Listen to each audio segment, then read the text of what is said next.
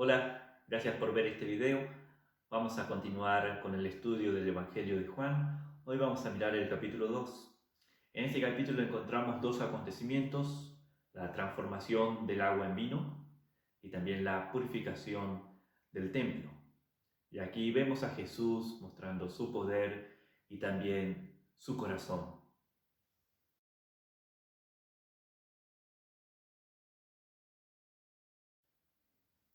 En el primer punto, la transformación del agua en vino.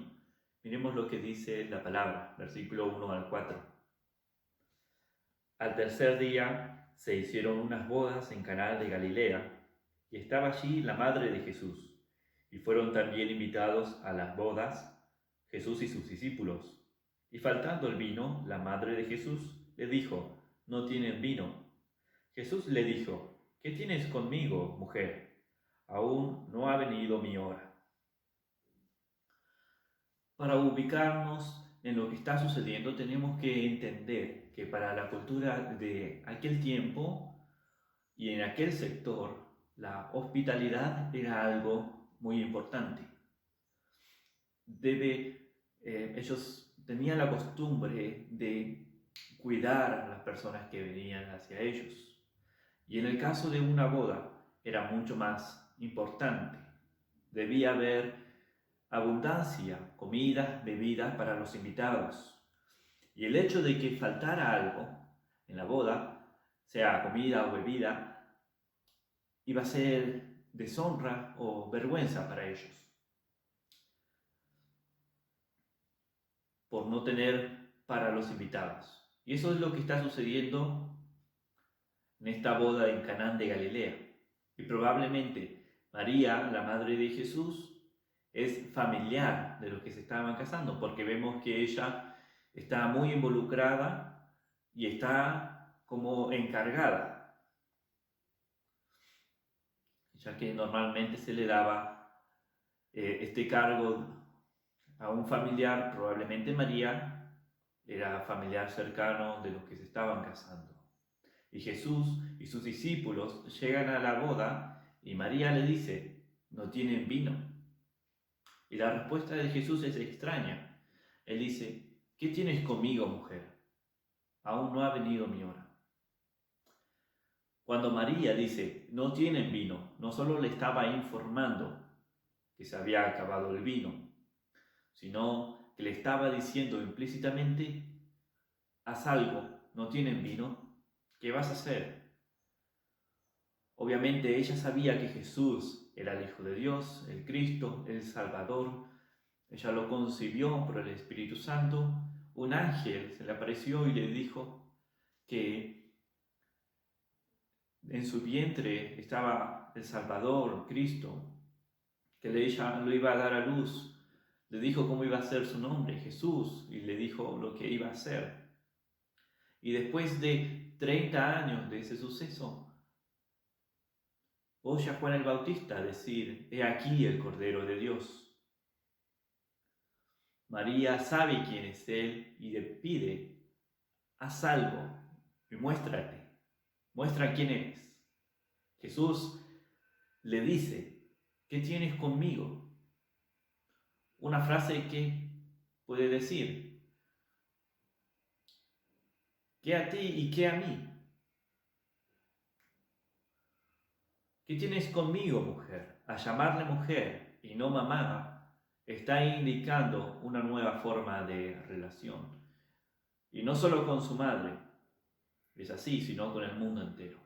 Jesús desde niño, se puede leer en los evangelios, que estaba sujeto a sus padres, pero aquí, en este punto, cuando ya inicia su ministerio, inicia también una nueva relación con todas las personas, incluso su madre. Ya no estaba bajo la autoridad de sus padres, sino del Padre, para hacer la voluntad de Él, para ir a la cruz, cargándonos con nuestros pecados, morir allí y salvar a los que creen en Él. Entonces María le está diciendo: es tiempo de que te muestres. Jesús le dice que el tiempo lo determina Dios. Él ya no está sujeto a su autoridad. En el versículo 5 dice así: su madre dijo a los que le servían: haced todo lo que os dijere. Haced todo lo que os dijere. Ella enfoca toda la atención a Jesús. Estas son las últimas palabras de María en la Biblia. Haced todo lo que os dijere. Nunca llamó la atención para sí mismo, para sí misma.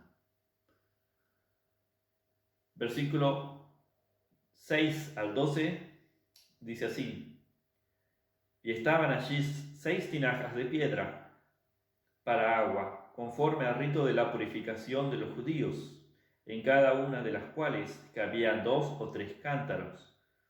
Jesús le dijo: llenad estas tinajas de agua. Y las llenaron hasta arriba. Entonces les dijo: sacad ahora y llevadlo al maestresala.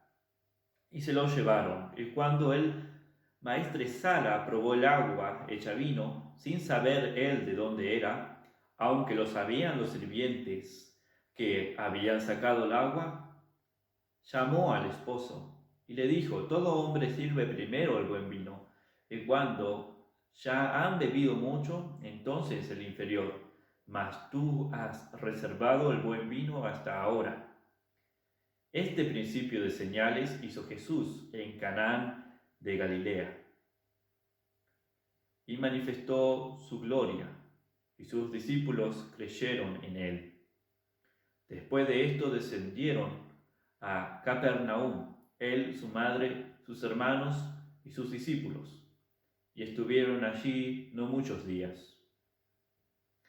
Probablemente María tenía un puesto en la boda, porque ella empieza a dar instrucciones a los sirvientes y les dice que haga todo lo que Jesús les diga. Vemos que había 6 tinajas, en las cuales cabían 2 o 3 cántaros de agua.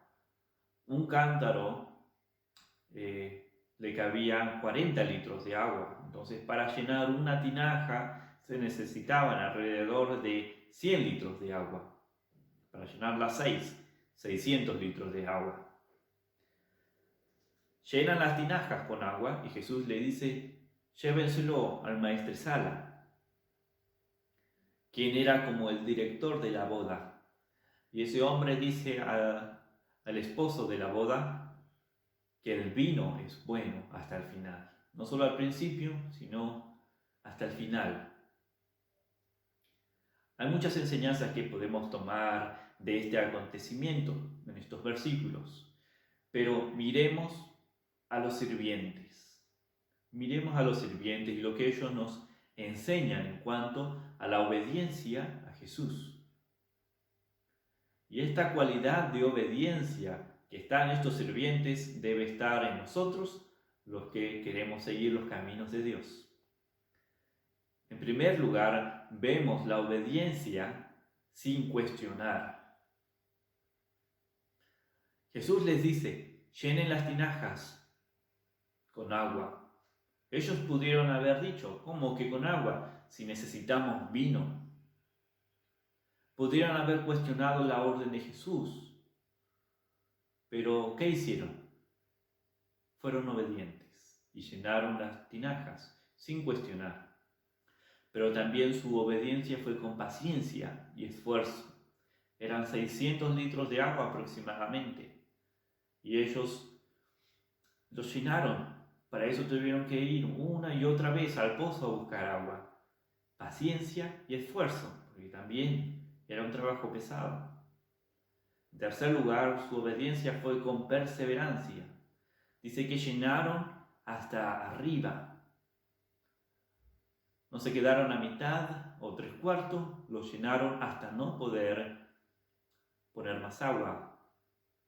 Su obediencia fue con perseverancia hasta el final, hasta ver que no cabía más agua. Y también la obediencia fue a pesar del riesgo.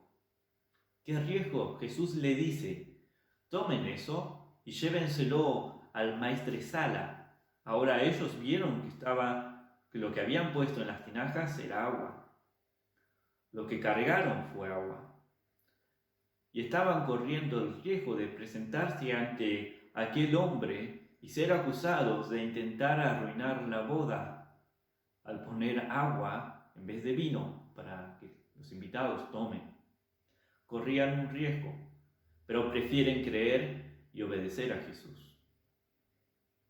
Vemos en ellos un ejemplo de un siervo obediente y esa cualidad la debemos tener también nosotros.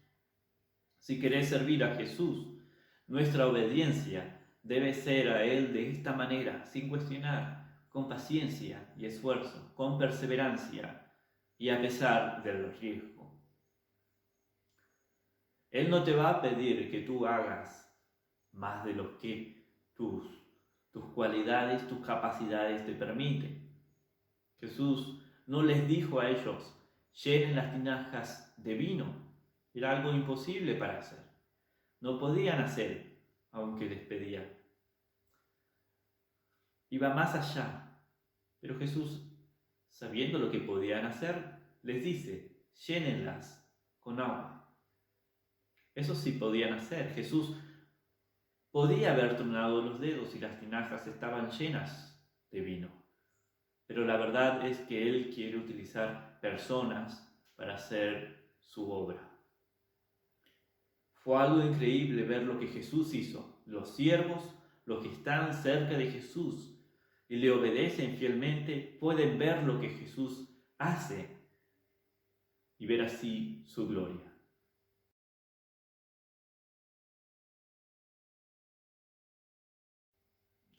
El primer evento, versículo 1 al 12, la transformación del agua en vino, ocurre en Caná de Galilea. El segundo evento ocurre en Jerusalén y es la purificación o la limpieza del templo. Vamos a leer versículos 13 al 17. Estaba cerca la Pascua de los judíos y subió Jesús a Jerusalén y halló en el templo a los que vendían bueyes, ovejas y palomas y a los campistas allí sentados. Y haciendo un azote de cuerdas, echó fuera del templo a todos, y las ovejas y los bueyes, y esparció las monedas de los campistas, y volcó las mesas, y dijo a los que vendían palomas, quitad de aquí esto, y no hagáis de la casa de mi padre casa de mercado. Entonces se acordaron sus discípulos que está escrito, el celo de tu casa me consume. Está cerca la Pascua, por eso Jesús va a Jerusalén. Es cuando va allí, entra en el templo y encuentra en el templo más parecido a un mercado que a un lugar para adorar a Dios. Encuentra cambistas, encuentra mercaderes que están vendiendo animales. ¿Por qué? Porque las personas que venían de lejos para la fiesta tenían que presentar su sacrificio y ofrenda. Entonces, estaban los campistas que le iban a cambiar la moneda, porque probablemente las personas normales que venían a Jerusalén traían monedas con una inscripción del emperador, y eso era considerado como idolatría. Tenían que tener una moneda diferente, una moneda aceptable en el templo, y los campistas estaban para cambiarles la moneda, y en ese cambio siempre iban a ganar ellos. También estaban los que vendían ovejas, bueyes, palomas para el sacrificio. Todo un mercado. Había mucho interés no en adorar a Dios, sino en hacer negocios. Y los sacerdotes estaban involucrados también en eso. Entonces había un negocio en el templo, pero Dios quería adoración. Y ese lugar es para adorar a Dios. Jesús dijo, casa de oración será llamada, pero ellos la habían hecho una casa de mercado. Imposible para orar y adorar a Dios, mientras todos aquellos estaban ahí en su comercio, aprovechando la necesidad y el deseo espiritual de las personas. Lo que Jesús hace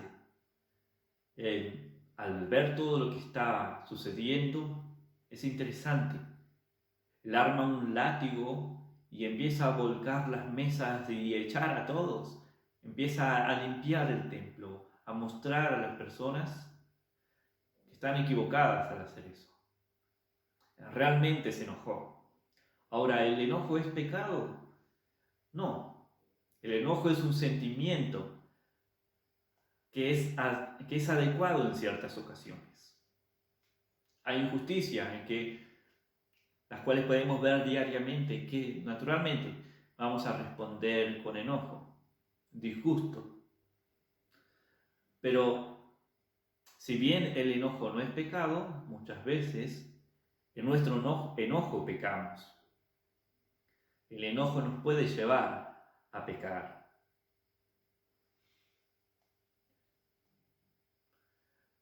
Porque cuando te enojas, decís cosas o haces cosas que no debes. Y eso no debe ser así. Por eso Pablo dice en Efesios 4:26, airaos, pero no pequéis. No se ponga el sol sobre vuestro enojo. Airados, sí. Enojate, sí, pero no pequéis. Y no se ponga el sol sobre vuestro enojo. Si podés enojarte y controlar tu enojo, que no te lleve a decir o a hacer algo pecaminoso, entonces está bien. Mientras también puedas controlarlo, que no pase hacia el otro día. Y podemos ver que Jesús se enojó con lo que está sucediendo allí. Un enojo realmente correcto, porque estaban haciendo de la casa de Dios, donde está la gloria de Dios, estaban haciendo un lugar de comercio, aprovechándose de las personas. Su enojo estuvo en completo control de sí mismo. Él tuvo dominio propio. Versículo 18 al 22 dice así: Y cuando los judíos respondieron y le dijeron, ¿qué señal nos muestras, ya que haces esto? Respondió Jesús y les dijo, destruid este templo y en 3 días lo levantaré. Dijeron luego los judíos, en 46 años fue edificado este templo y tú en 3 días lo levantarás. Mas él hablaba del templo de su cuerpo. Por tanto, cuando resucitó de entre los muertos, sus discípulos se acordaron que había dicho esto y creyeron la escritura y la palabra que Jesús había dicho. Después de que Jesús hace esto, de que vuelca las mesas y va con látigo para echar afuera a todos del templo, para sacar a todas estas personas que estaban corrompiendo el lugar de adoración a Dios, después de que hace eso, estos les preguntan, estos no preguntan, mejor dicho, ¿por qué haces esto? Sabían por qué lo hacía, sabían que está allí haciendo negocios no era nada bueno. No le pregunta, ¿por qué haces esto?, sino con qué autoridad lo haces. ¿Qué señal muestras ya que haces esto? ¿Quién eres? Jesús pudo haber dicho, ¿querés señales? Bueno, vas a ver todo tipo de señales. La resurrección de Lázaro, la sanación de los leprosos, vas a ver mudos hablar, vas a ver ciegos ver, la alimentación de los 5.000, muchas señales, pero Jesús va a la más importante, a la resurrección, que es el elemento central del Evangelio.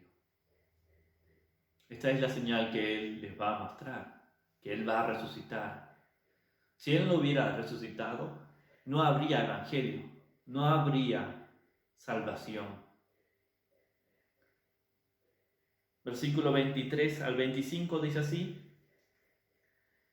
Estando en Jerusalén en la fiesta de la Pascua, muchos creyeron en su nombre, viendo las señales que hacía. Pero Jesús mismo no se fiaba de ellos porque conocía a todos. Y no tenía necesidad de que nadie le diese testimonio del hombre, pues él sabía lo que había en el hombre. Las personas que creyeron viendo las señales de Jesús, su fe fue solamente temporal, superficial, no verdadera. Jesús lo sabía y no creía en ellos. Así es la fe de muchas personas. Creen en Jesús, pero lo importante es, ¿qué dice Jesús de la fe de ellos? ¿Qué dice Jesús de tu fe? Eso depende de dónde esté fundada tu fe. Si tu fe en Cristo viene por la palabra, viene por leer la Biblia, meditar en ella, escuchar prédicas, eso es lo correcto y aprobado por Dios, porque la fe viene por el oír, y el oír la palabra de Dios. Pero si tú dices, tengo fe y no te interesa leer la palabra, tengo que decirte que tu fe es superficial, como la de esas personas que dice que creyeron, pero Jesús no confiaba en ellos, Jesús no creía en la fe de ellos. Que creían por las señales, pero Jesús dice, veo su corazón y no creo en ellos. Tu fe debe venir por oír la palabra de Dios. Vimos en este capítulo entonces 2 puntos. El primero, la transformación del agua en vino. Una transformación, era agua y se convirtió en vino. No es que el agua mejoró, sino que fue un cambio completo. Fue lo primero que Jesús hizo en su ministerio, el primer milagro que Él hizo, y es lo primero que quiere hacer con vos. En tu vida, lo primero que quiere hacer Jesús es transformar tu vida. La Biblia no habla de mejoras, la Biblia habla de cambiar completamente, habla de un cambio completo del corazón, haciendo así una nueva persona. Es lo que Jesús quiere hacer. El apóstol Pablo escribió, el que está en Cristo es una nueva criatura, no una mejor versión de la anterior, sino nueva. De modo que si alguno está en Cristo, nueva criatura es. Las cosas viejas pasaron, he aquí todas son hechas nuevas.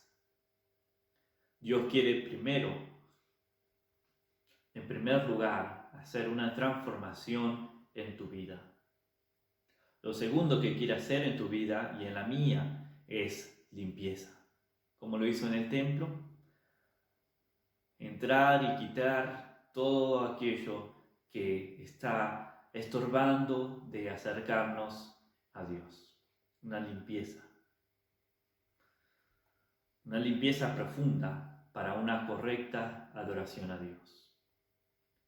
Él quiere transformar tu vida y limpiarla. Y eso solo lo puede hacer únicamente por la palabra. Solo va a suceder únicamente por la palabra de Dios.